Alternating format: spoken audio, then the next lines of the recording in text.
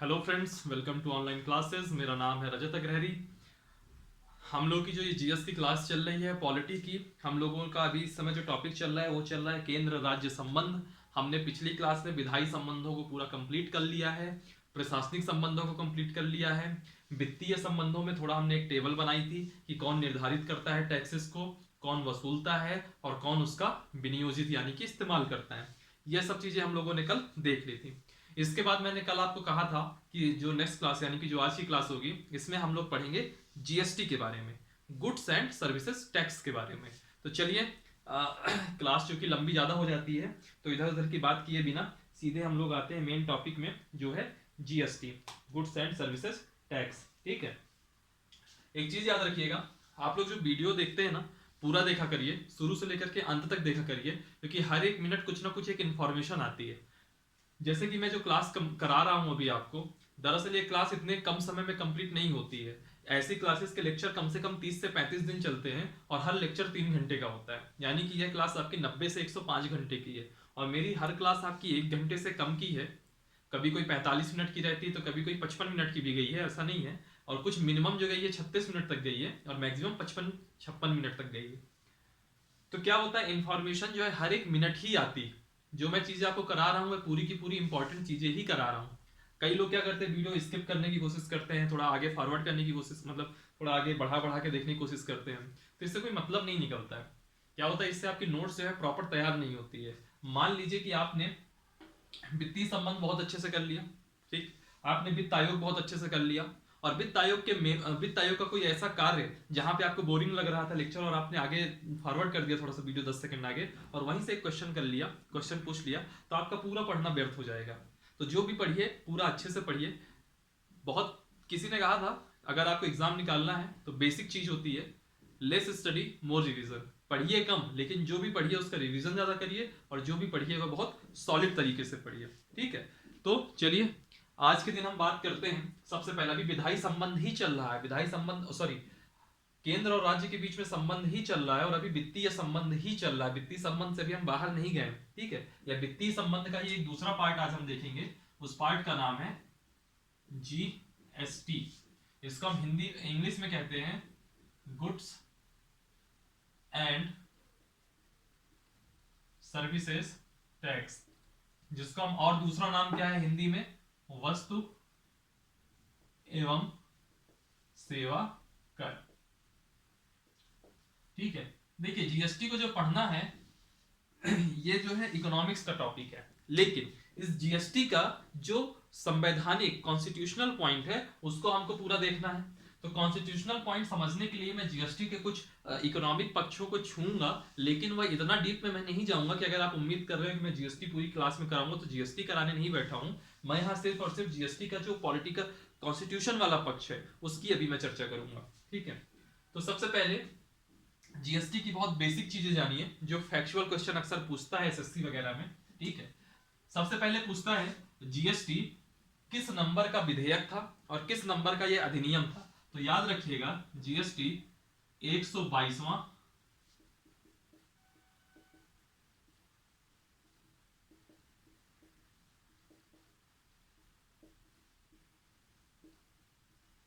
विधेयक का मतलब क्या होता है, बिल। तो 122वां संविधान संशोधन विधेयक था, और ये याद रखिएगा जब ये पास हुआ था तो ये 101वां संविधान संशोधन अधिनियम बना।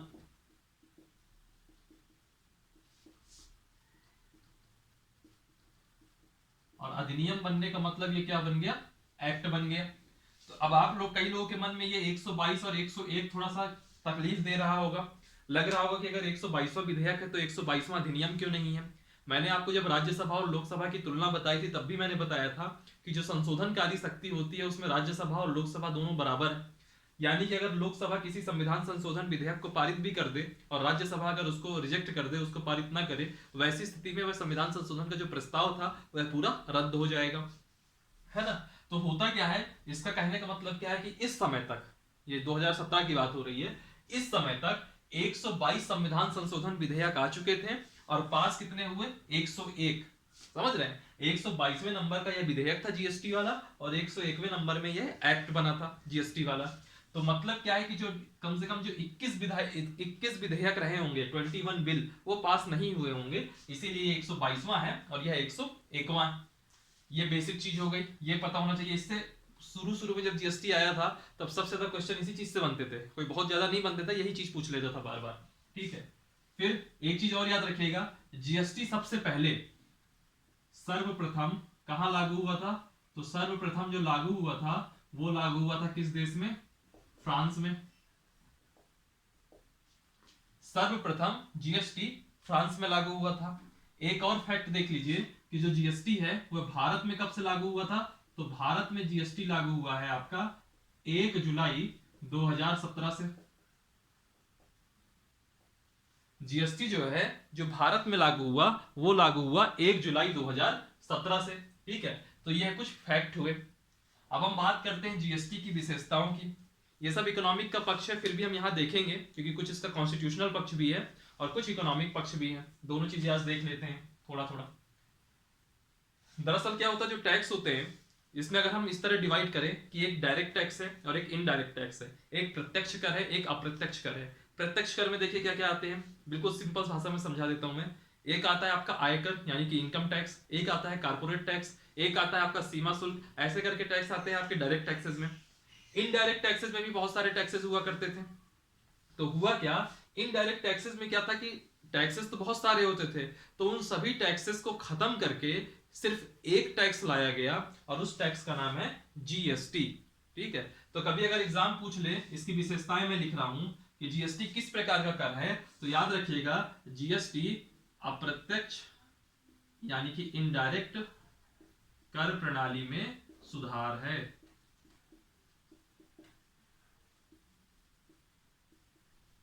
जीएसटी क्या है? जो इनडायरेक्ट टैक्स सिस्टम था, इनडायरेक्ट टैक्सेशन था, उसका रिफॉर्म ही जीएसटी है।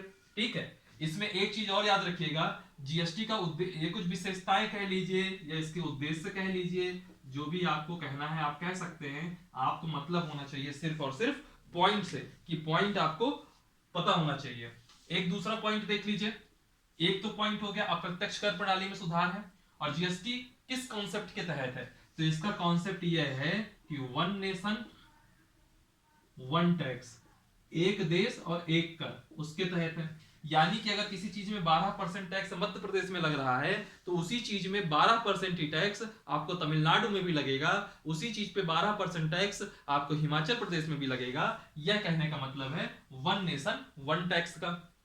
क्योंकि जो जीएसटी था उसके पहले इनडायरेक्ट टैक्सेस में एक बहुत इंपॉर्टेंट चीज हुआ करती थी, वैट, वैल्यू एडेड टैक्स। हालांकि यह आज भी कुछ चीजों में लगती है, जैसे तंबाकू वगैरह के जो पदार्थ होते हैं, जैसे पेट्रोलियम पदार्थ है या आपके शराब वराब होते हैं, लिक्वर जो आइटम होते हैं, इनमें जो है आज भी लगता है।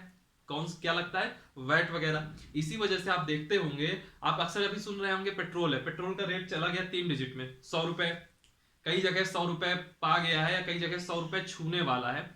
अब 90, कई लोग कहेंगे, मुझे कमेंट करेंगे कि सर अभी कई जगह 96 भी है, तो 96 4 ही बचे हैं, कभी भी 100 हो सकता है, कोई बड़ी चीज नहीं है। तो जैसे 100 रुपए रेट है, ठीक है, तो 100 रुपए टैक्स में क्या होता है, हमारे मन में हम लोग को क्या लगता है कि केंद्र सरकार ने इतना टैक्स लगा रखा है कि वो रेट महंगा है। तो यकीन मानिए केंद्र सरकार ने टैक्स लगाया हुआ है, इसमें कहीं कोई इफ एंड बट नहीं है, लेकिन केंद्र के साथ साथ वहां राज्य ने भी टैक्स लगाया हुआ है, क्योंकि पेट्रोलियम पदार्थ आज भी जीएसटी के दायरे में नहीं है। पेट्रोलियम पदार्थ जीएसटी के रेंज के बाहर है, और यह सिर्फ और सिर्फ इसलिए है क्योंकि इसमें रेवेन्यू ज्यादा चाहिए, रेवेन्यू ज्यादा मिलता है। और जिन जिन चीजों में रेवेन्यू वाले ज्यादा थे, जैसे कि एक पेट्रोलियम पदार्थ हो गया, एक आपका ये तंबाकू वगैरह वाले जो प्रोडक्ट होते हैं, टोबैको प्रोडक्ट लाइक सिगरेट हो गया, या जो गुटखा पान मसाला हो गया, ये हो गया, और एक जैसे आपका शराब वगैरह हो गया, इन सब में इसीलिए जो है इनको जीएसटी के बाहर रखा गया है कि इनमें एक प्रकार से मनमाने टैक्स लगाए जा सके और इसमें अच्छी खासी कमाई की जा सके या रेवेन्यू जनरेट किया जा सके।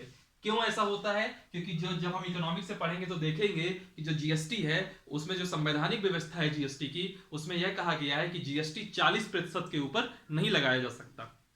यानी कि अगर जैसे मान लीजिए शराब है, शराब को अगर आपने जीएसटी के दायरे में ला दिया तो शराब में आप टैक्स 40% के ऊपर तो नहीं लगा सकते, 40% मैक्सिमम है। और हालांकि जो अभी स्लैब तय हैं उनमें एक स्लैब है 5% की, एक है 12 की, एक 18 की और एक 28 की।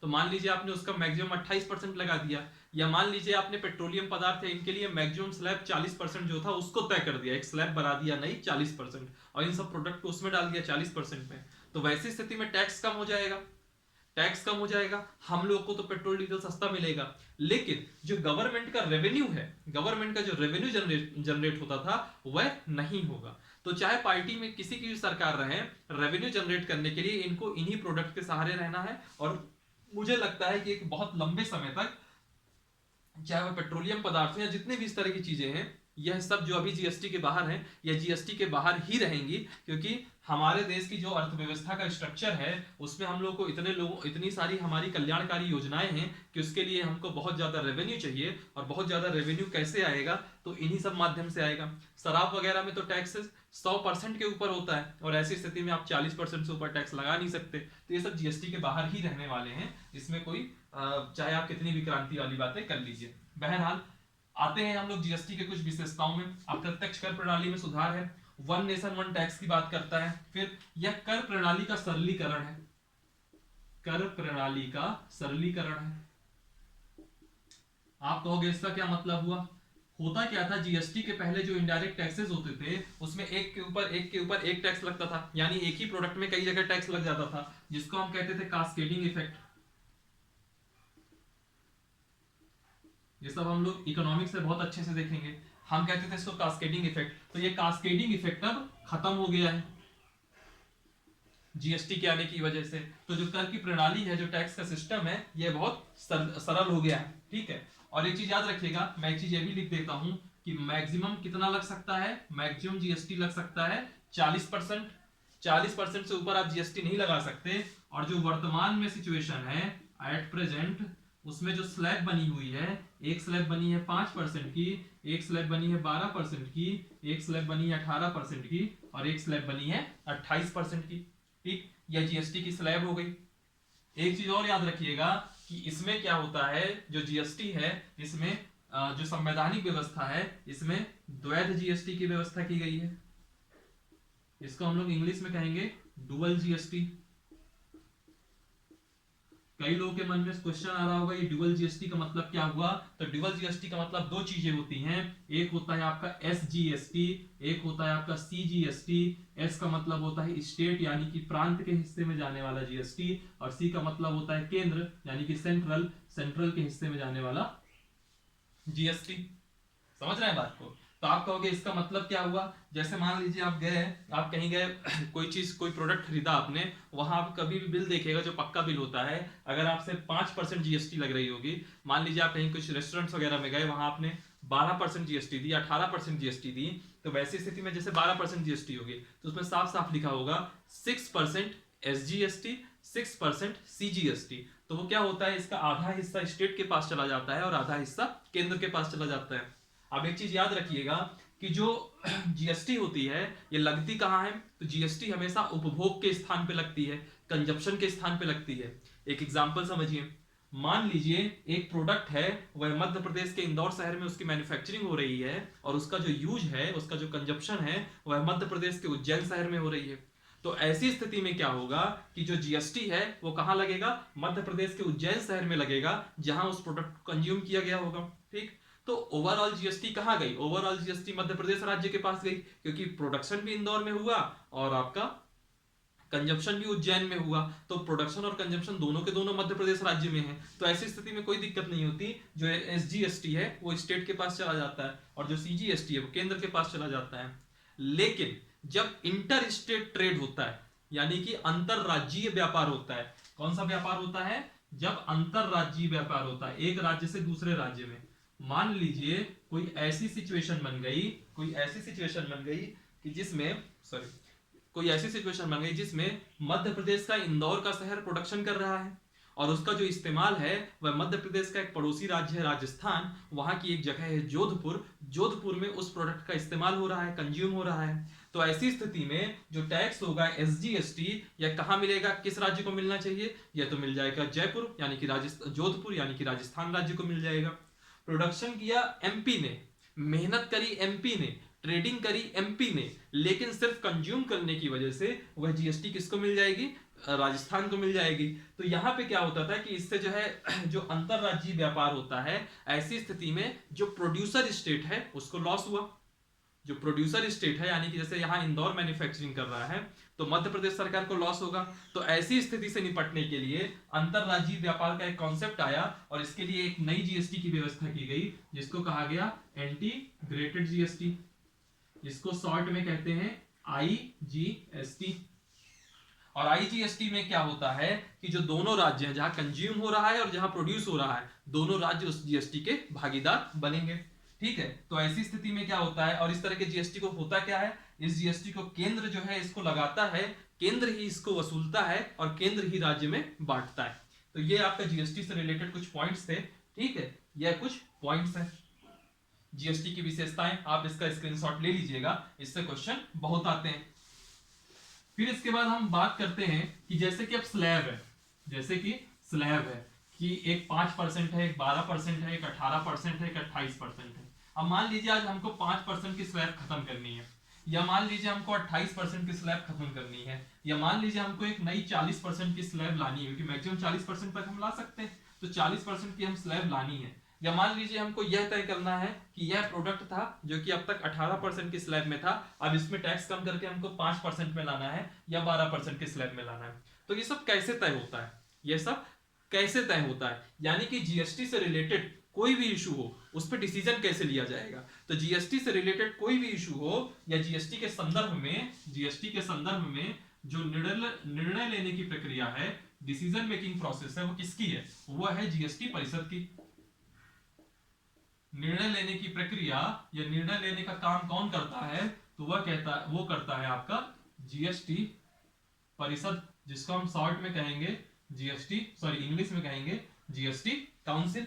ठीक है, और जीएसटी काउंसिल का संवैधानिक आधार क्या है, तो संवैधानिक आधार है इसका अनुच्छेद यानी कि आर्टिकल 279 ए। ये एक आर्टिकल है और इस आर्टिकल के अंतर्गत आया आपका जीएसटी परिषद, जीएसटी काउंसिल। और ये आप बहुत अच्छे से याद रखिएगा कि जो जीएसटी परिषद है आपका, ये आप बहुत अच्छे से याद रखिएगा कि अक्सर क्वेश्चन इस पे पूछ लेता है, सिर्फ इतना पूछ लेगा जीएसटी काउंसिल किस अनुच्छेद में है, तो याद रखिएगा 279 ए में है।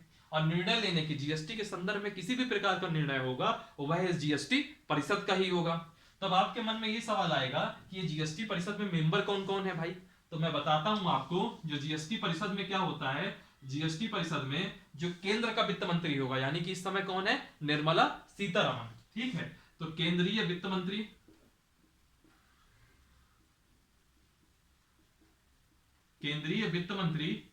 इस जीएसटी काउंसिल की क्या होंगी, पदेन अध्यक्ष होंगी। यानी कि जो भी इस देश का वित्त मंत्री बनेगा वही जीएसटी काउंसिल का अध्यक्ष हो जाएगा। जैसे कि वर्तमान में कौन है, निर्मला सीतारमण। फिर एक होगा केंद्रीय वित्त राज्य मंत्री, याद करिए एमओएस जिसको कहते थे, मिनिस्टर ऑफ स्टेट। इस समय कौन है, इस समय है अनुराग ठाकुर। ठीक है, और ये किसकी मैं बात कर रहा हूं, जो कि राजस्व विभाग के हों। कई सारे मैंने बताया था ना, मिनिस्टर ऑफ स्टेट क्या होते हैं, मिनिस्टर ऑफ स्टेट क्या होते हैं, केंद्रीय वित्त मंत्री, यानी कि पूरे वित्त जो मंत्रालय है उसका प्रमुख, मंत्रालय का प्रमुख वह कैबिनेट मिनिस्टर था। मिनिस्टर ऑफ स्टेट याद करिए, मंत्रालय के अंदर किसी एक या एक से अधिक विभागों का प्रमुख वह होता था राज्य मंत्री, है ना। तो वित्त राज्य मंत्री कौन है इस समय, अनुराग ठाकुर, जो कि राजस्व विभाग के हैं। तो जो राजस्व विभाग का वित्त राज्य मंत्री होगा वह क्या होगा, पदेन उपाध्यक्ष होगा। ठीक, वित्त मंत्री पदेन अध्यक्ष, केंद्रीय वित्त राज्य मंत्री उपाध्यक्ष। और सभी राज्य, जितने भी राज्य हैं इस देश भर में, सभी राज्यों के वित्त मंत्री इसके सदस्य होंगे।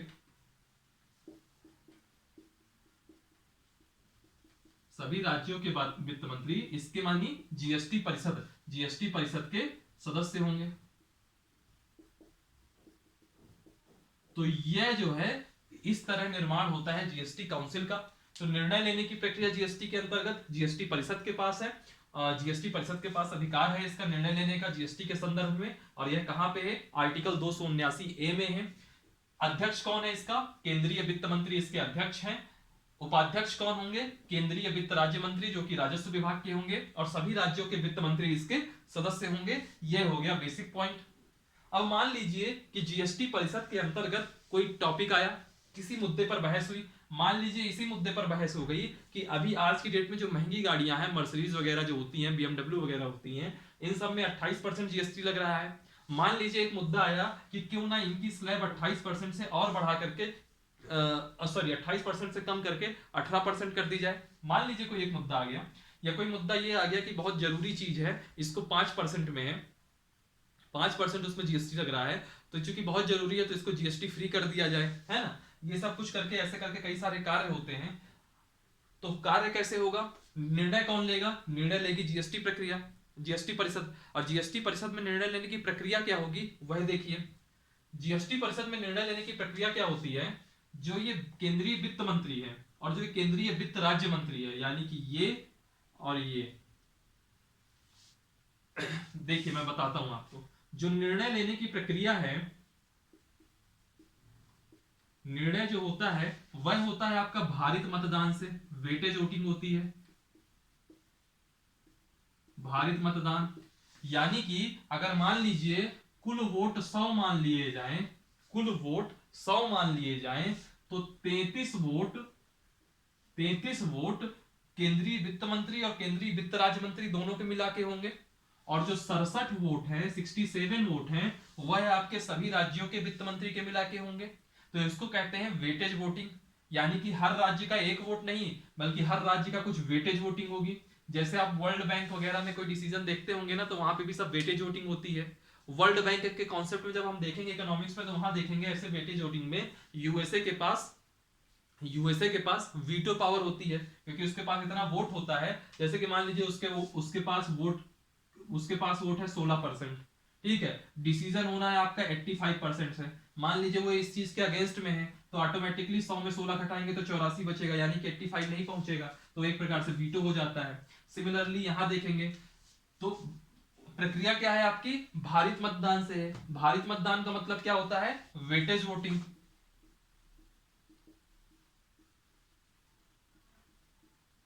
अब ये देखिए किसको कितना परसेंट वोट है। जो ये केंद्रीय वित्त मंत्री है, यानी कि पहला नंबर, जो केंद्रीय वित्त राज्य मंत्री है, यानी कि दूसरा नंबर, इन दोनों को मिला करके 33% वोटिंग, यानी कि कुल का 1/3, कुल का 1/3 वोट इन्हीं के पास रहता है। फिर जो ये 3 नंबर है, यानी कि सभी राज्यों के वित्त मंत्री, इनके पास कितना वोटिंग राइट है, 67%, यानी कि कुल का 2/3। ठीक, और किसी चीज का फाइनल डिसीजन लेना है, जैसे किसी चीज पे वोटिंग हो जाए और फाइनल डिसीजन लेना हो, तो फाइनल डिसीजन के लिए कितना वोट चाहिए, तो फाइनल डिसीजन के लिए वोट चाहिए 75%, यानी कि 3/4। और 75% अगर किसी के पक्ष में वोट चाहिए, किसी मुद्दे पे चर्चा हो रही है, सभी राज्य 67 के 67% एक पक्ष में हो जाए, वैसी स्थिति में भी अगर यह केंद्र पक्ष में नहीं होगा, 33% पक्ष में नहीं होगा, तो वो मुद्दा पास नहीं होगा। यानी कि कहने का मतलब क्या है कि केंद्र के पास वीटो है। केंद्र जिसको चाहेगा वही पास होगा, जिसको नहीं चाहेगा वह पास नहीं होगा। हालांकि केंद्र अकेले किसी चीज को पास नहीं करा सकता, लेकिन केंद्र की इच्छा के विरुद्ध कोई चीज पास भी नहीं हो सकती, तो इसी को हम कहेंगे कि केंद्र के पास वीटो है। इस चीज को समझिएगा। जीएसटी काउंसिल में कोई प्रक्रिया है, वोटिंग होगी वेटेज वोटिंग के तहत। उस वेटेज वोटिंग में 33% होगा केंद्रीय वित्त मंत्री और वित्त राज्य मंत्री को मिलाकर के, यानी कि केंद्र के पास, और बचा हुआ 67% होगा सभी राज्यों के वित्त मंत्रियों के पास। ठीक है, और उनमें भी 67% में हर राज्य का अलग अलग हिस्सा होगा उसकी अर्थव्यवस्था के आधार पर। ठीक है, फिर डिसीजन, जब हम डिसीजन की बात करेंगे, किसी मुद्दे पे चर्चा होगी, तो जब डिसीजन होगा तो देखेंगे कि जो 75% है, 75% जिसके पक्ष में होगा वही डिसीजन फाइनल माना जाएगा। और 75% का होने का मतलब होता है कि केंद्र के पास क्या आ गई, वीटो पावर आ गई। ठीक है, तो आप लोग कहोगे यार केंद्र के पास वीटो पावर आ गई तो इसका मतलब कि जीएसटी में केंद्र मजबूत है। तो मैं कहूंगा जीएसटी में केंद्र वाकई में मजबूत है, लेकिन राज्य जो है पहले बिल्कुल ही कमजोर थे। राज्य की पहले कोई इसमें कोई पूंछ ही नहीं होती थी। कम से कम आज की डेट में राज्य के पास ये 67% तो है। अगर केंद्र चाहे भी तो अकेले 33% के दम पे कोई चीज पास थोड़ी ना कर सकती है, इनको इन 60% का भी तो सहयोग चाहिए। इसीलिए आप देखते होंगे हम लोग जीएसटी को गब्बर सिंह टैक्स ऐसे करके कई सारे शब्द सुने होंगे। बावजूद इसके जीएसटी परिषद के अंतर्गत आज तक जितने भी निर्णय हुए हैं, सारे के सारे निर्णय, अधिकतर निर्णय एक मत होकर के हुए हैं, यानी कि उसके पक्ष में 100 के 100% वोटिंग हुई है। यानी कि राज्यों में चाहे जिसकी भी सरकार रही हो वह सब एकमुश्त होकर के निर्णय लिए हैं, और यही जो है हमारे यहाँ वित्तीय संघवाद लाने में बहुत सहायक है, फाइनेंशियल फेडरलिज्म लाने में बहुत सहायक है। तो यह कुछ कार्य हुआ, सॉरी यह कुछ प्रोसेस हुई जीएसटी काउंसिल की। अब हम बात करते हैं जीएसटी काउंसिल के काम क्या क्या होते हैं, इसका आप स्क्रीनशॉट ले लीजिएगा, ठीक है। अब हम बात करते हैं कि जीएसटी काउंसिल के काम क्या क्या है।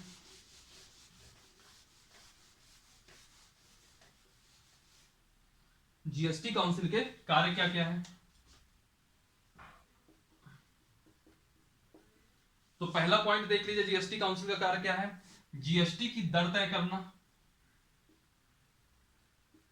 यानी कि 5, 12, 18, 28 यह सब जीएसटी की दर तय करना, साथ ही समय समय पर इसको बदलना,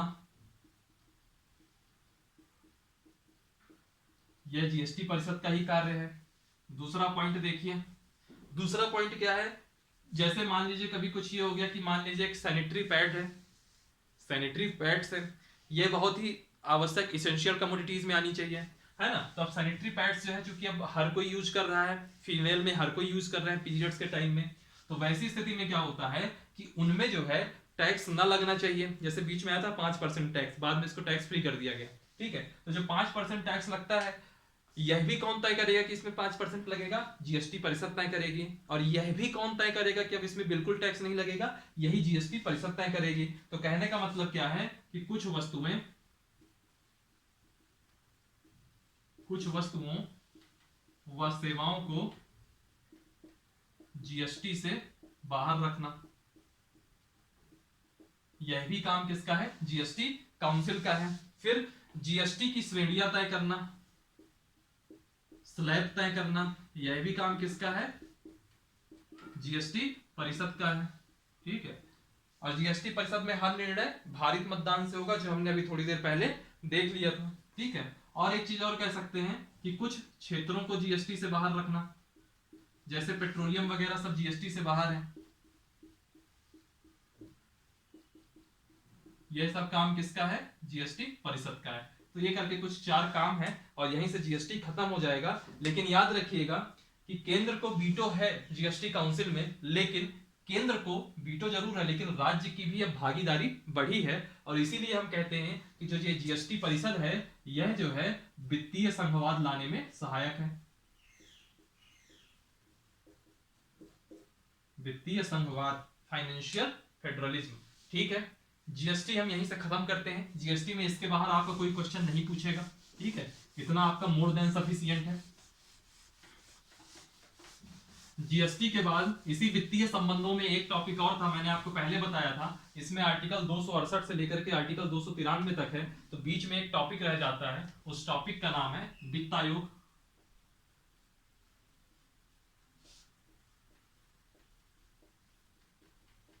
वित्त आयोग, वित्त आयोग को इंग्लिश में कहते हैं फाइनेंस कमीशन,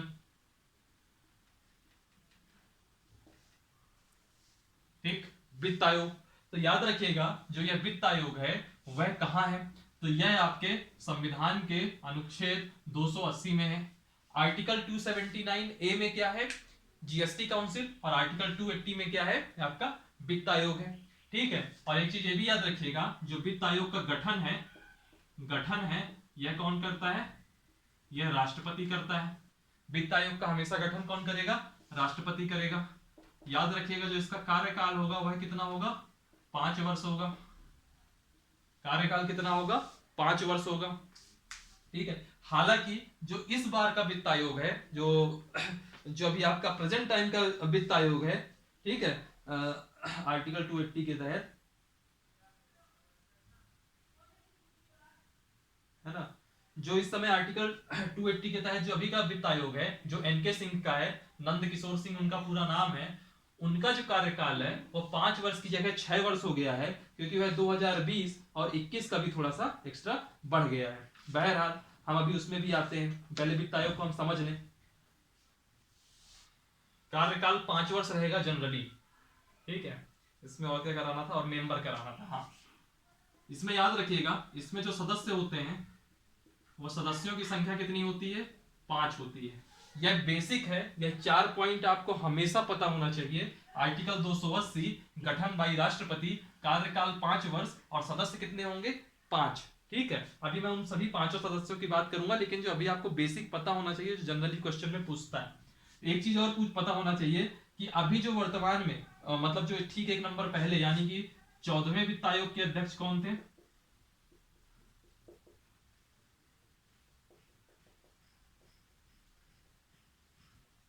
एक तो ये नाम पता होना चाहिए आपको, और एक नाम ये पता होना चाहिए कि 15वें वित्त आयोग के, फाइनेंस कमीशन के अध्यक्ष कौन है। ये दोनों नाम आपको पता होना चाहिए। तो 14वें वित्त आयोग के अध्यक्ष थे डॉक्टर वाई वी रेड्डी। ठीक, और जो 15वें वित्त आयोग के अध्यक्ष थे, यह थे आपके 15वें वित्त आयोग के जो अध्यक्ष थे, यह थे आपके एनके सिंह। हैं, थे नहीं, हैं, क्योंकि 15वें वित्त आयोग के अध्यक्ष की जो अनुशंसाएं हैं वो अभी आई नहीं, एनके सिंह। अब एक चीज देखिएगा, जो 14वें वित्त आयोग का कार्यकाल था, यह था आपका 2015 से लेकर के 2020 तक के लिए। ठीक, और जो 15वें वित्त आयोग के अध्यक्ष का कार्यकाल होना चाहिए था, वो होना चाहिए था आपका 2020 से 2025 के लिए। लेकिन हुआ, क्योंकि कार्यकाल कितना रहता है? 5 वर्ष रहता है।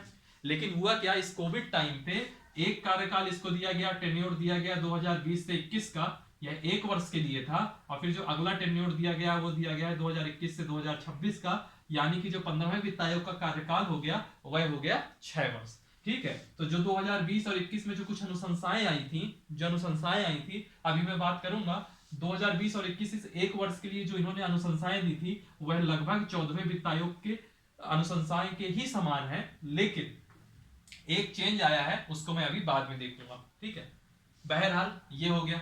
वित्त आयोग में कितने मैंने सदस्य बताया आपको? 5। 5 सदस्यों में होता क्या है? एक अध्यक्ष होगा, एक अध्यक्ष होगा, और जो 4 होंगे वह अन्य मेंबर होंगे। यानी कि जो ये एक है, ये कौन होगा? अध्यक्ष होगा। जैसे कि इस समय कौन है वित्त आयोग का अध्यक्ष? एनके सिंह है 15वें वित्त आयोग के। 14वें के कौन थे? Y B Reddy. और जो ये 4 हैं, यह आपके अन्य सदस्य होंगे। ठीक, अन्य सदस्य होंगे।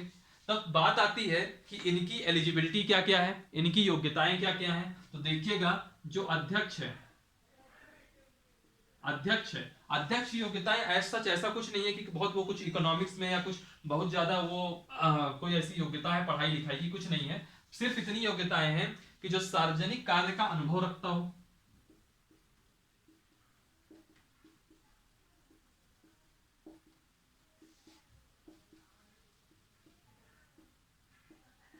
सार्वजनिक कार्य का अनुभव हो। इसके अलावा इसमें कोई योग्यताएं ना होनी चाहिए, सिर्फ सार्वजनिक कार्य का अनुभव हो।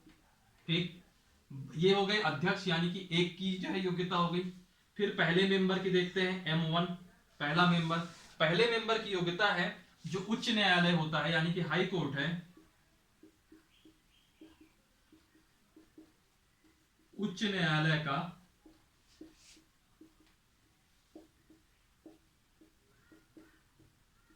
जज बनने की योग्यता रखता हो। ये पहले मेंबर की योग्यता हो गई, हाई कोर्ट का जज बनने की योग्यता रखता हो। जो दूसरा मेंबर है वह कैसा होना चाहिए? वह वित्त और लेखाओं का विशेषज्ञ होना चाहिए।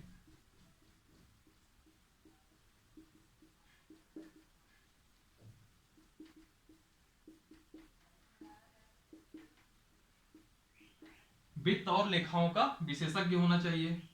जो आपका तीसरा मेंबर होगा वह कैसा होना चाहिए? वह आपका इकोनॉमिक्स का विशेषज्ञ होना चाहिए, यानी कि अर्थशास्त्र का विशेषज्ञ हो।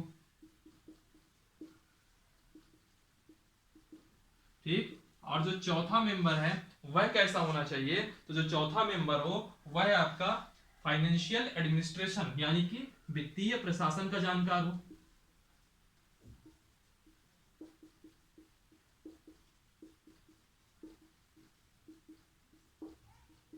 ठीक, इसका आप स्क्रीनशॉट ले लीजिए। मैंने बोला गठन राष्ट्रपति करेगा, अनुच्छेद 280 में है, कार्यकाल 5 वर्ष है। 14वें वित्त आयोग के अध्यक्ष वाई बी रेड्डी थे, जिनका कार्यकाल 2015 से 2020 था। 15वें वित्त आयोग के अध्यक्ष एनके सिंह, नंद किशोर सिंह हैं, जिनका कार्यकाल 2020 से 2021 एक साल के लिए कोविड की वजह से हुआ, और बाद में 2021 से 26 उनका जो एक्चुअल कार्यकाल है, यानी कि इनका कार्यकाल एक प्रकार से 6 वर्ष का हो गया। सदस्य कितने हैं? तो सदस्य 5 हैं, एक है अध्यक्ष, 4 है अन्य सदस्य। अध्यक्ष को क्या योग्यताएं क्या है इनकी, मैं लिख देता हूं यहाँ पे योग्यताएं। अध्यक्ष की योग्यताएं क्या हो? सार्वजनिक कार्य का अनुभव रखता हो। मेंबर 1 की क्या योग्यता हो? हाई कोर्ट का जज बनने की योग्यता रखता हो। दूसरे की क्या योग्यता हो? वित्त और लेखाओं का विशेषज्ञ हो। तीसरे की क्या योग्यता हो? अर्थशास्त्र का विशेषज्ञ हो। और चौथे की क्या विशेषता हो? वित्तीय प्रशासन का जानकार हो। तो यह कुछ इसकी योग्यताएं हो गई। अब बात आता है कि वित्त आयोग के कार्य क्या क्या है। तो कार्य क्या होता है इसका, ये जो वित्त आयोग की टीम बनती है 5 लोगों की, इसके कुछ कार्य होते हैं। सबसे पहला कार्य है कि जो टैक्स कलेक्ट होता है केंद्र के पास, ठीक है, तो टैक्स जो कलेक्ट होता है उसमें से कितना टैक्स राज्यों को देना चाहिए, यह कौन तय करेगा? वित्त आयोग बताएगा। वित्त आयोग के जो कार्य होंगे उसमें वित्त आयोग ही बताएगा कि कितना कि राजस्व का कितना बंटवारा राज्यों के बीच में होना चाहिए। तो पहले मैं कार्य हेडिंग डाल देता हूं। पहला कार्य क्या है? केंद्र द्वारा जो राज्यों को राजस्व बंटवारा कितना किया जाए, यह भी वित्त आयोग बताएगा। केंद्र के द्वारा राज्यों को अनुदान कितना दिया जाए, ग्रांट कितनी दी जाए, यह भी वित्त आयोग ही बताएगा। देख लीजिए पहले, केंद्र व राज्य के बीच कर से प्राप्त राजस्व का बंटवारा, यह पहला पॉइंट हो गया कि किसको कितना मिलना चाहिए, यह कौन सलाह देगा? वित्त आयोग। दूसरा, केंद्र के द्वारा राज्यों को दिया जाने वाला अनुदान, अनुदान का मतलब क्या होता है? ग्रांट, कितना होना चाहिए, यह भी कौन बताएगा? सलाह कौन देगा? यह सलाह कौन देगा? सलाह देगा आपका वित्त आयोग। तीसरा पॉइंट, कभी कभी राष्ट्रपति कुछ और कार्य सौंप दे, तो राष्ट्रपति द्वारा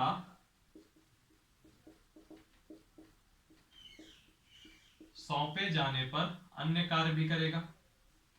ठीक। चौथा पॉइंट देखिए, चौथा पॉइंट क्या होता है? 2 अमेंडमेंट देख लीजिए, 73वां संविधान संशोधन और 5वां है 74वां संविधान संशोधन। तो 73वें संविधान संशोधन जो है आपका काम, 73वें संविधान संशोधन जो है आपका पंचायतों से संबंधित है, और जो 74वां संविधान संशोधन है यह आपका नगरीय निकायों से संबंधित है। जब यह केंद्र राज्य संबंध का टॉपिक कंप्लीट होगा तो उसके बाद हम लोग जब आएंगे पंचायती राज व्यवस्था में तो इनको बहुत डिटेल से देखेंगे। तो होता क्या है कि 73वें संविधान संशोधन के अनुसार जो वित्त आयोग का कार्य है वह पंचायत के वित्तीय स्रोतों को पूरा करने के लिए राज्य की संचित निधि में वृद्धि का सुझाव देना है। यानी कि जो स्टेट है उसकी जो कंसोलिडेटेड फंड है, संचित निधि है, उसमें जो पंचायतों के लिए जो पैसा देना है तो उसके लिए आपको संचित निधि बढ़ानी चाहिए। यह सुझाव देने का कार्य किसका रहेगा? वित्त आयोग का 73वें संविधान संशोधन के तहत। सिमिलरली वही कार्य संचित निधि में कितना राज्य की बढ़ा दिया जाए नगरीय निकायों के लिए, वह भी सुझाव कौन देगा? वित्त आयोग। और ये कहां लिखा है? 74वें संविधान संशोधन में। तो ऐसे करके यह 5 मेन कार्य हैं वित्त आयोग के। और याद रखिएगा, वित्त आयोग जो भी सलाह देगा, वित्त आयोग जो भी सलाह देगा वह सिर्फ एक परामर्श होगा, वह एक सलाहकारी संस्था है। यानी कि वित्त आयोग सलाहकारी कहिए या फिर परामर्शदात्री संस्था कहिए, यानी कि ये सजेशन दे सकती है। ठीक है, ठीक है। और याद रखिएगा, इसकी जो सलाह होती है जनरली तो मान ली जाती है, मैं ये नहीं कह रहा, लेकिन जो इसकी सलाह होती है वह आपकी बाध्यकारी नहीं है। ये मत सोचिएगा कि अगर वित्त आयोग ने ऐसा कह दिया तो वो होगा, लेकिन हाँ ये है कि जो वित्त आयोग कहता है वो जनरली होता है, लेकिन ऐसा कोई बाउंडेशन नहीं है कि जो वित्त आयोग कहेगा वो करना पड़ेगा। और एक चीज याद रखिएगा, 2015 से 20 तक का जो 14वां वित्त आयोग था और जो 2020 से 25 तक के लिए 15वां बनना था, लेकिन वो बना 2021 से 26 के लिए, क्योंकि एक साल कोविड की वजह से उसको एक्स्ट्रा दे दिया गया, जो 15वां बना। तो 15वें वित्त आयोग ने 2020 से 21 के लिए कुछ सलाह दी थी जो कि 14वें वित्त आयोग के लगभग ही समान थी, लेकिन एक अंतर था। पहले ये था कि जितना भी टैक्स कलेक्ट होता है, जितना भी रेवेन्यू जनरेट होता है केंद्र का, उसका 42%, 14वां वित्त आयोग क्या कहता था? 42% आप किसको देंगे? राज्यों को देंगे। ठीक, सब कुछ सेम है, सब कुछ सेम है जो जो इसने एडवाइस दी एक साल के लिए, ये 2020 से 21 के लिए। लेकिन 15वें वित्त आयोग ने ये कहा कि जो 42% देते थे वो 42% की जगह इस एक वर्ष के लिए आप 41% राज्यों को देंगे। तो सवाल उठता है यह 1% क्यों कम कर दिया जब इनको सब कुछ नकल करके ही करना था।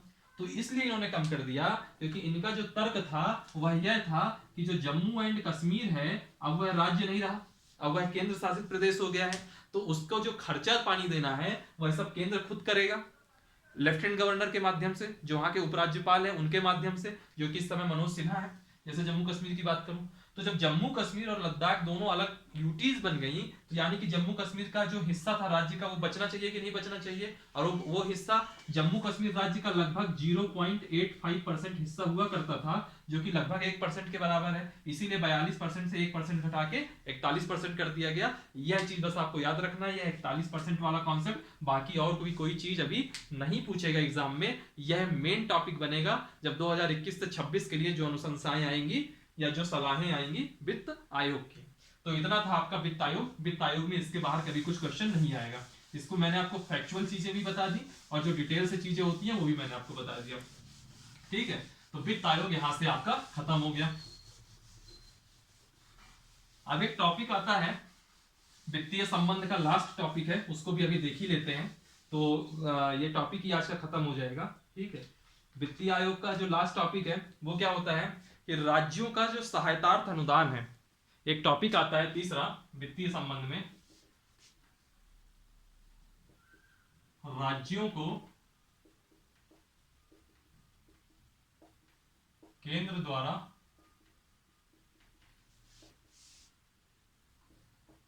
सहायतार्थ अनुदान यानी कि ग्रांट। ग्रांट का मतलब क्या होता है, देखिए पैसा, जैसे कि मान लीजिए कि दो तरीके के पैसे होते हैं। आपको अगर आपका दोस्त, अगर आप अपने दोस्त से पैसा लेते हैं, वह दोस्त अगर ऐसे कह दे कि भाई तुम ये 100 रुपए ले लो, कल के दिन मेरे को 100 रुपए में 10% ब्याज जोड़ के 110 रुपए मेरे को दे देना, ठीक है, तो यानी कि आपने उससे ऋण पे पैसा लिया। ठीक है, यानी कि आपको मूलधन भी चुकाना है और आपको ब्याज भी चुकानी है।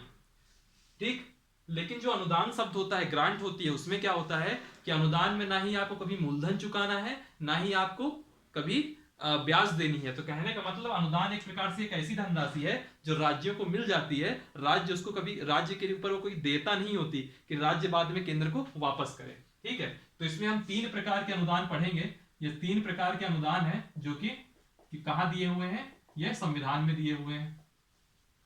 ठीक, संविधान में दिए हुए हैं।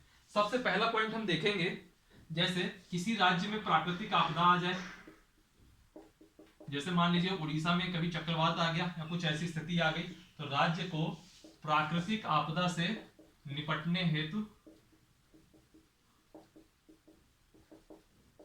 दिया जाने वाला ग्रांट। ठीक, दूसरा, हमेशा क्या होता है राज्य में एक वर्ग होगा जिसको हम कहेंगे जनजातीय वर्ग। तो जनजातीय वर्ग हमेशा पिछड़ा रहता है, तो जनजातीय वर्ग के लिए जनजातीय समाज के कल्याण हेतु, जैसे जनजातीय समाज है उसके लिए आपको कुछ कल्याणकारी योजनाएं चलानी है, तो जनजातीय समाज के कल्याण हेतु योजनाओं को दिया जाने वाला अनुदान। ये 2 प्रकार के अनुदान हो गए, एक हो गया प्राकृतिक आपदा से निपटने हेतु, एक हो गया जनजातीय समाज के कल्याण हेतु जो योजनाएं चल रही हैं उनके लिए अनुदान, और एक तीसरा कॉन्सेप्ट होता है, इसका मतलब होता है सामाजिक आर्थिक पिछड़ापन से उबारने हेतु।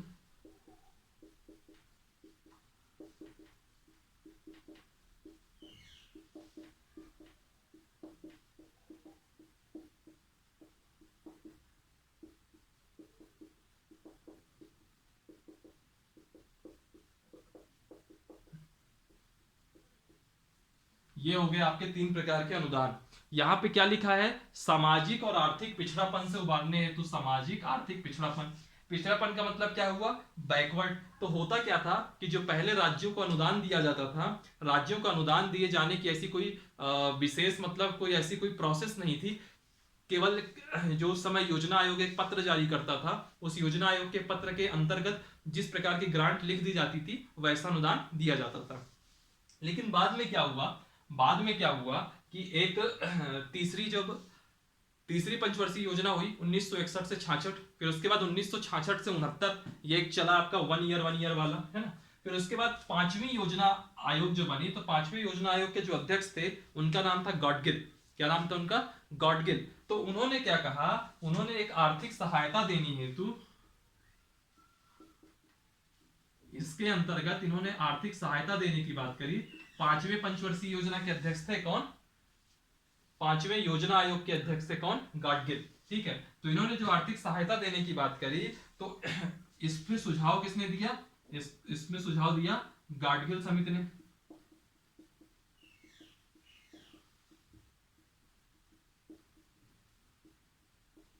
गाडगिल समिति ने सुझाव दिया, और जो गाडगिल समिति ने सुझाव दिया इसी को कहा जाता है गाडगिल फार्मूला।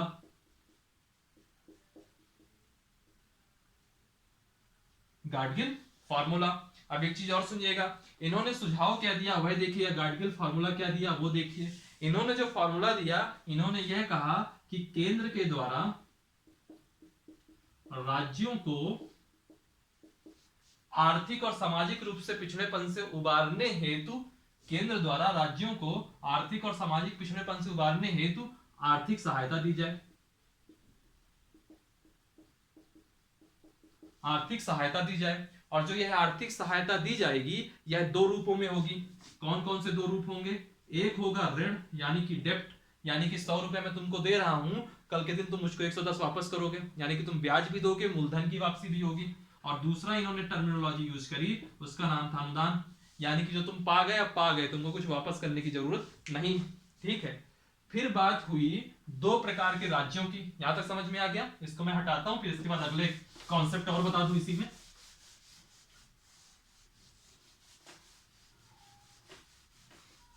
ठीक, ऋण और अनुदान, दो प्रकार के राज्यों की बात की गई, यानी कि एक कॉन्सेप्ट लिया गया राज्य। दो प्रकार के राज्य कौन? एक होते हैं सामान्य राज्य, जैसे आज की डेट में बात करूं तो यूपी, एमपी, बिहार, गुजरात, महाराष्ट्र, राजस्थान, यह सब सामान्य राज्यों में आएंगे। ठीक, और दूसरा इन्होंने बोला विशेष राज्य, और इस विशेष का मतलब ऐसी कोई क्वालिटी नहीं है उनमें, बल्कि पिछड़ापन है, बैकवर्ड राज्य। दो इन्होंने कॉन्सेप्ट दिए, सामान्य राज्य और विशेष राज्य। तो इनका कहना यह था कि जो सामान्य राज्य हों उनको भी पैसा मिले उबरने के लिए, अपने पिछड़ेपन को उबारने के लिए, और जो विशेष राज्य हैं उनको भी पैसा मिले। तो जो सामान्य राज्य, और पैसा किस रूप में मिले? एक तो मिले ऋण के रूप में, और एक मिले अनुदान के रूप में। ठीक, मान लीजिए गवर्नमेंट को 100 रुपए देना है, मान लीजिए गवर्नमेंट को 100 रुपए देना है, तो कहने का मतलब यह था कि उस 100 रुपए का, जैसे मान लीजिए सामान्य राज्य है, एक उदाहरण ले लीजिए उत्तर प्रदेश का, तो कहा गया उस 100 का जो 90% होगा, यानी कि जो 90 रुपए होगा वह ऋण के रूप में होगा, और जो 10% होगा वह अनुदान के रूप में होगा। यह 90 रुपए और इसके साथ जो इसका ब्याज होगा यह केंद्र को वापस करना होगा, और 10% में आपको कुछ वापस नहीं करना, यह आपके लिए ग्रांट होगी, अनुदान होगा। फिर बाद में यही चीज आई विशेष या पिछड़ा राज्य के लिए, तो कहा गया इनको जो पैसा दिया जाएगा उसमें 10% आपका ऋण होगा, यानी कि 100 में 10 रुपए ऋण होगा, और बाकी जो 90% होगा वह आपका ग्रांट होगा। इसी वजह से आप लोग अक्सर जो है चुनावों में एक इशू सुनते होंगे बिहार वगैरह में कि हमको विशेष राज्य घोषित करिए, विशेष राज्य घोषित करिए। क्यों? ताकि जो है हमको 10% इसमें ऋण मिले और 90% जो हमको पैसा मिलता है उसका ग्रांट मिले। तो ऐसे करके यह कॉन्सेप्ट आया। यह तब है जब गाडगिल ने यह फॉर्मूला दिया था, लेकिन आज की जो वर्तमान की स्थिति है यह चेंज हो गई है। एट प्रेजेंट अगर बात करूं मैं, एट प्रेजेंट बात करूं वर्तमान में, ठीक, तो जो सामान्य राज्य हैं और जो पिछड़ा राज्य है, जिसको हम विशेष राज्य कहते हैं,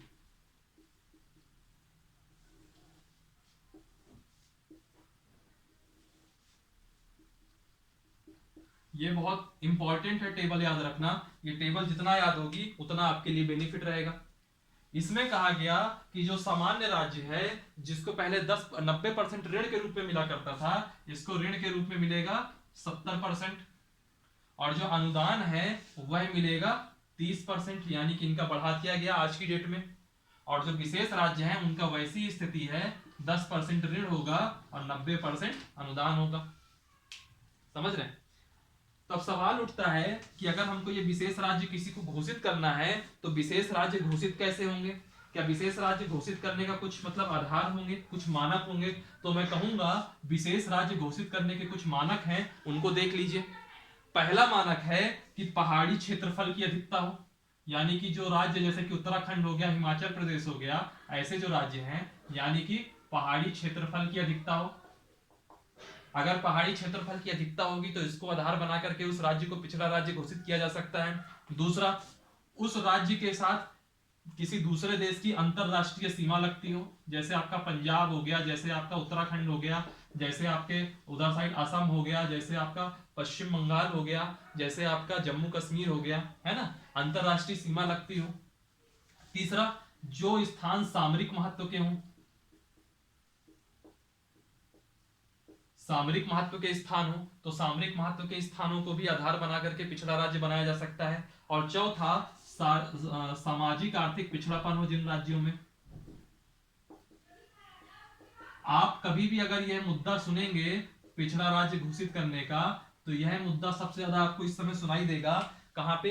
बिहार में। और फिर दूसरा कोई राज्य होगा जहां सुनाई देगा तो वो होगा आंध्र प्रदेश में, क्योंकि जब आंध्र प्रदेश और तेलंगाना का विभाजन किया गया था तो ऐसा वहां के उस समय के मुख्यमंत्री चंद्रबाबू नायडू का मानना है कि हमको यह वादा किया गया था कि आपको पिछड़ा स्पेशल स्टेटस दिया जाएगा, लेकिन दिया नहीं गया। ठीक है, तब आपके मन में इच्छा ये होगी कि बिहार में तो पहाड़ी क्षेत्रफल भी नहीं है, अंतरराष्ट्रीय सीमाएं भी नहीं लगती हैं, सामरिक महत्व का भी ऐसा कुछ खास नहीं है, तो किस आधार पे मान रहा है? जैसे बिहार का अगर हम एग्जांपल ले लेंगे तो यह सामाजिक आर्थिक पिछड़ापन के आधार पर स्पेशल स्टेटस का दर्जा मांग रहा है। तब सवाल यह उठता है कि ये कैसे तय होगा? तो इस पे जो है नीतीश कुमार जी जो वहां के मुख्यमंत्री हैं, उन्होंने पूरी की पूरी एक किताब लिख रखी है।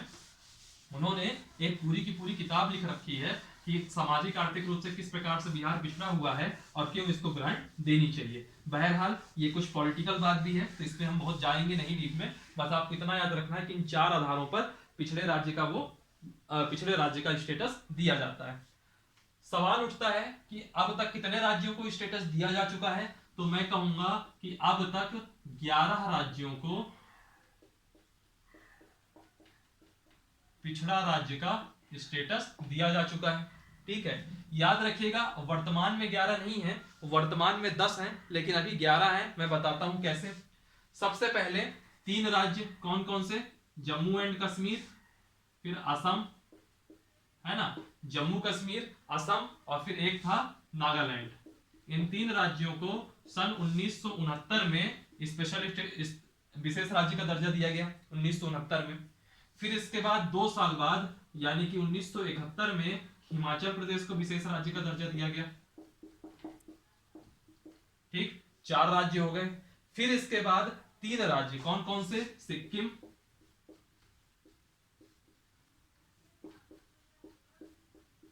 अरुणाचल, सिक्किम, अरुणाचल प्रदेश और मिजोरम।